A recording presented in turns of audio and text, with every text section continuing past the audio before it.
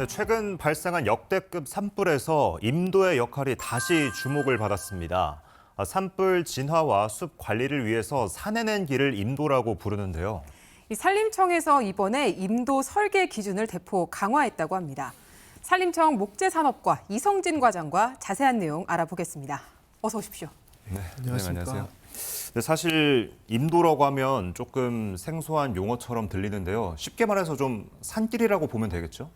네, 맞습니다. 임도의 법적 정의는 산림의 경영과 관리를 위해서 설치하는 도로인데요. 네. 산 안에서 뭔가 활동을 하려면 당연히 접근이 필요하기 때문에 설치하는 길이라고 보시면 되겠습니다. 우리나라에 경부고속도로가 생기면서 그 경제와 산업이 많이 발전한 것처럼 임업이 발전하고 또 산림 안에서 뭔가 활동을 하기 위해서는 그 꼭 필요한 기반 시설이라고 보시면 되고요. 네. 최근에는 산림의 보호나 관리나 목재 생산 외에도 또 기후위기에 따른 이런 산불 진화에도 굉장히 핵심 수단으로 자리 잡고 있습니다. 또 농산촌 주민분들의 편의 제고라든지 또 지역 균형 발전까지도 역할을 하고 있는 상황입니다. 네, 그래서 뭐 단순히 산길이 아니라 좀 필수 시설이라고 볼 수 있겠네요. 예. 네. 제가 예전에 고성능 산불 진화차 취재를 갔을 때 직접 임도를 들어가 봤었는데 확실히 일반 국민분들이 쉽게 접근하기 어려운 곳까지 길이 나 있어서 산불 진화에 굉장히 효과적이겠다 이런 생각을 했거든요. 최근에도 더더욱 이 임도의 중요성이 커지고 있는데 임도가 구체적으로 어떤 역할을 하는 건가요? 이 임도는 특히 이제 산불 진화에서 굉장히 중요한 역할을 하는데요. 네. 그 산불은 산림 내에서 발생하는 화재이기 때문에 일반 화재랑 진화 방법이 다를 수밖에 없습니다.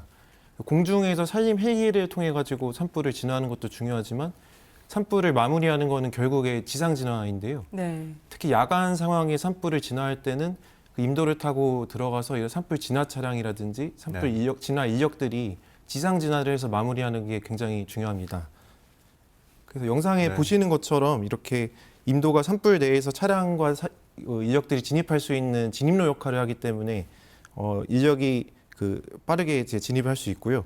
네. 특히 산불은 시간 싸움인데요. 이 산불 진화 시간이 늦어지게 되면은 그 피해 면적이 기하급수적으로 늘어날 수 있기 때문에 네. 이런 임도를 활용해서 야간 등에 진화를 하는 게 굉장히 중요합니다. 특히 경남 지역 2023년에 산불 진화 사례를 보면은 야간 진화 효율이 임도가 있을 경우에 없을 경우 대비 5배 정도 야간 진화가 있었었고요. 올해 경남 지역 산불에서도 또 경남도지사님도 직접 현장에서 산불 진화 임도의 이런 필요성을 느끼시고 이 필요성을 직접 말씀하시기도 했습니다. 네. 네. 말씀 또 들어보니까 사실 특히나 이 야간 진화 작업에서는 헬기가 뜰 수가 없기 때문에 임도를 통해서 인력들이 직접 진화 이런 중요성이 좀 커진 것 같은데 이번 좀 경남 산불 사례에서도 그 차이가 좀 뚜렷하게 확인이 됐죠?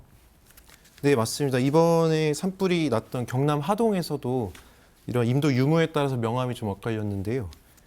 지난 7일 산불이 났던 하동군 옥종면 산불 현장에서는 산불 영향구역 안팎으로 임도가 많이 설치되어 있다 보니까 한 24시간 정도 내에 산불을 빨리 진화할 수 있었는데요. 네. 반면에 지난달 21일에 발생했던 산청 하동 지역 같은 경우에는 임도가 네. 있던 지역은 진화율이 비교적 높았는데 네. 임도가 없던 구곡산 지역에는 산불 진화가 며칠간 장기화됐습니다. 그래서 그 지역에 산불을 진화하는 데만 추가적으로 56시간 정도가 소요가 되었었습니다. 네. 네, 보니까 지금 CG로도 나가고 있는데 임도 설치가 지금 적은 지역 같은 경우는 산불 영향 구역이 1,800헥타르가 넘어갔는데 지금 임도 설치가 많은 지역 같은 경우는 68헥타르 정도로 그 차이가 좀 뚜렷하게 보이는 것 같습니다. 진화 시간에서 특히 차이가 굉장히 두드러지네요. 네. 예, 하동 옥종면 같은 경우에는 특히 임도가 이제 있던 지역이었고 저 산청하동 전체 지역에 대해서라기보다는 구곡산 지역을 한번 봤을 때는 명확하게 이제 그 시간이 많이 걸렸던 측면이 있었습니다. 네. 2023년에 났던 경남 합천 산불 이야기도 좀 해보겠습니다. 당시에 임도가 진화에 굉장히 핵심적인 역할을 했다고 하는데요. 좀 어떤 내용인지 한번 소개를 해주시죠.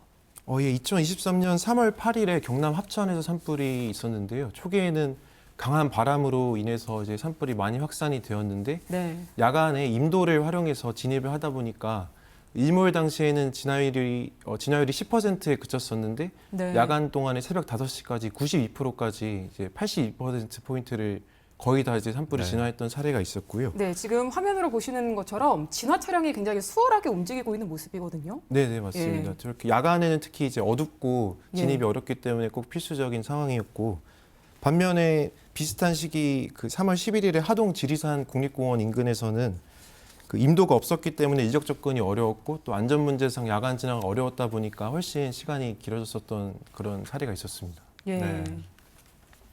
네, 또 특히나 지금 보면은 우리가 지금까지는 뭐 산불 얘기를 좀 많이 했었지만 뭐 집중호우도 있지 않습니까? 그래서 이런 재난들이 좀 일상화되면서 좀 설계 기준도 강화될 필요가 있어 보입니다.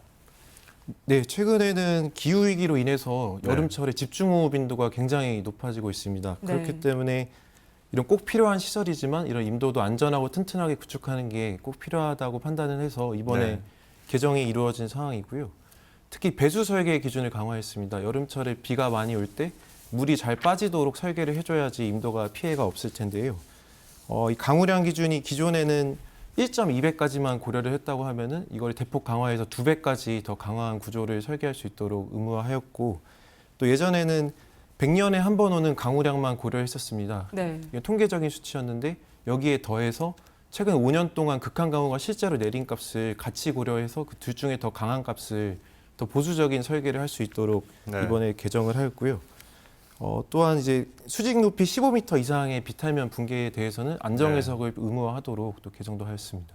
예. 네, 말씀처럼 좀 배수 기준이 좀 강화가 돼야 좀 유실되지 않는 경우가 늘어날 것 같습니다. 예, 네. 맞습니다. 이 말씀해주신 내용이랑 연결을 해서 하나 또 추가로 생각해 볼 수 있는 게 산의 가파른 비탈길에 임도를 낼 때 특히 주의해야 되지 않나 이런 생각이 좀 들거든요.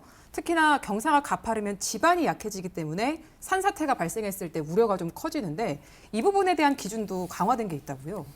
예, 말씀 주신 것처럼 산림 지역은 대부분 경사가 있기 때문에 네. 뭐 임도를 설치할 때뿐만 아니라 어떤 활동할 때 다 이런 산림을 비탈면을 깎거나 쌓는 조치가 꼭 필수적입니다. 그렇기 때문에 연약 지반에 있으면서 수직 높이가 15m 이상인 이런 비탈면에 대해서는 비탈면 안정 해석을 이런 시뮬레이션의 설계 단계에서 의무화를 이번에 도입을 하였습니다. 만약에 이런 해석 결과가 불안정하다고 나오게 되면은 옹벽 설치라든지 경사면 완화라든지 아니면 배수 유도라든지 이런 안정화 조치들을 꼭 취할 수 있도록 이제 조치하였고요. 이런 임도의 내구성을 높이는 것은 물론이고 그 현장에서 일하시는 분들의 안전까지 담보할 수 있도록 이런 개정을 추진하였습니다. 네. 예. 또 아까 조금 전에 과장님이 뭐 최근 5년간 극한 강우가 좀 빈번하게 일어났다고 말씀을 하셨는데 그래서 뭐 산사태도 조금 더 빈번해질 것 같고 이런 배수 기준 같은 것들이 좀 강화가 돼야 유실되는 경우도 막을 수 있을 것 같은데 좀 설계 기준이 앞으로 강화가 되면 어떤 점이 좀 달라질까요? 예, 말씀 주신 것처럼 굉장히 자연재난이 기후이기 때문에 더 심화되고 있는 상황입니다. 그래서 네. 더 조명이 필요한 상황이고 최근 100년 빈도 확률 강우량이라고 하면 통계적으로 저희가 이전까지 기존의 전통적인 방법으로 대응해왔던 상황이라고 하면은 네. 최근에 실측값을 더 추가적으로 고려하는 방향이 추가된 경우입니다. 예를 들면은 기존에는 시간당 50mm 이상 평균 강우 횟수가 2010년대에는 16회 정도밖에 되지 않았는데 최근에 24회 정도까지 1.5배 정도 늘어난 상황이기 때문에 최근에 5년 동안 실제로 극한 강우가 일어난 것들을 네. 그 수치를 직접적으로 대입해서 설계할 수 있도록 네. 그렇게 할 경우에는 좀 더 내구성이라든지 안정성이 높아질 수 있으니 그런 네. 쪽으로 개정을 한 상황입니다. 네. 말씀해 주신 것처럼 짧은 시간에 엄청난 양의 비가 내리는 극한 호우가 계속 쏟아지고 있는데 이것도 기후변화의 영향이라는 이야기가 많이 나옵니다. 그래서 많은 분야에서도 현재 기후변화에 대한 대비를 하고 있는 상황인데 임도도 마찬가지일 것 같아요. 그래서 이를 반영한 임도 설계 기준도 마련됐다고 하는데 어떤 내용인가요? 예, 100년 빈도 확률 강우량이라고 하면 1년에 1% 발생하는 강우량이고요. 네. 또 최근에는 몇 년간 이 수치를 뛰어넘는 강우가 많기 때문에 이런 실제 관측된 극한 강우 데이터를 통계적인 것과 더 연계해가지고 일시적인 강우나 재난에 휩쓸리지 않도록 그렇게 네. 강화한 그런 설계가 이제 도입됐다고 보면 되겠습니다. 네. 예. 설계 뭐 기준을 강화하는 것도 중요하겠지만 사실은 애초에 이 통로를 개설하기 전에 좀 위험한 지역엔 당초에 좀 임도를 짓지 않는 게 또 중요할 것 같은데요. 그래서 좀 앞으로 임도 설치가 좀 적절한지 판단하는 기준에 뭐 재해 안전성이나 효율성이 좀 추가됐다고 하죠? 네네 맞습니다. 이 타당성 평가라고 하면은 설계 이전에 이 인도를 설치하는 게 타당한지 적절한지 사전 여부를 검토하는 단계인데요.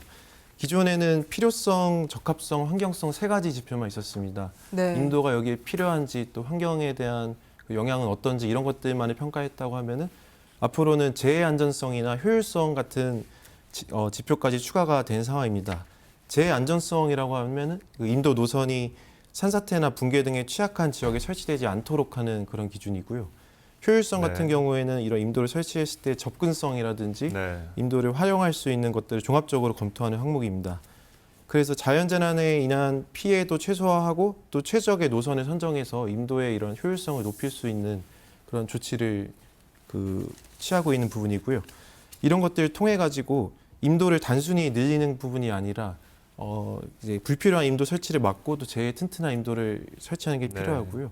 현재 우리나라 임도 밀도가 한 4.3m, 헥타르당 4.3m 정도가 되어 있습니다. 네. 네. 근데 지금 국립산림과학원 연구 결과에 따르면은 우리나라의 최소 필요한 적정 임도 밀도가 6.8m 있고요. 아직 네. 부족하네요. 예, 네. 경제림 같은 경우에는 25.3m입니다. 그래서 아직 뭐 선진국과 대비했을 때도 그렇고 우리나라의 임도 밀도는 많이 부족한 상황이고 네. 특히 나무가 이제 우리나라 국토 녹화를 통해 가지고 50년 동안 굉장히 민둥산에서 풍요로운 산림으로 바뀐 만큼 네. 적극적으로 활용할 필요가 있어서 임도에 대한 확충은 꼭 필요한 방향이라고 뭐 전 세계적으로 방향이 좀 그런 상황입니다. 네. 네, 아직 지금- 우리가 갈 길이 좀 남아 있는 것 같습니다. 네, 이 재해 안전성이랑 효율성 측면이 추가가 돼서 더 안전하게 임도가 만들어질 수 있다 이런 이야기를 해주셨고요. 예. 임도가 이 산불 진화뿐 아니라 산불을 막는데도, 그러니까 확산을 막는데도 영향을 준다고 알고 있습니다. 아무래도 불길이 가는 길에 임도가 있다 보면 그 길이 차단되는 거다 이렇게 볼 수 있을 것 같은데 구체적으로 설명을 좀 해주시죠. 예, 맞습니다. 임도는 차량이나 인력의 진입로 역할을 하기도 하지만 물리적인 방화선이나 차단선 역할을 하기도 합니다. 네. 산불 진화 임도라는 임도 종류가 세 개 중에 하나가 산불 진화 임도가 있는데요. 네. 그 외에는 작업 임도나 간선 임도가 있는데 산불 진화 임도 같은 경우에는 폭이 3.5m에서 5m 정도 됩니다. 굉장히 이제 넓은 폭인데요. 이렇게 폭이 넓을 경우에는 뭐 극단적인 경우를 제외하고는 불길이 임도를 뛰어넘어서 산림을 뛰어넘는 경우를 막을 수 있기 때문에 일단 네. 물리적인 효과가 있고요.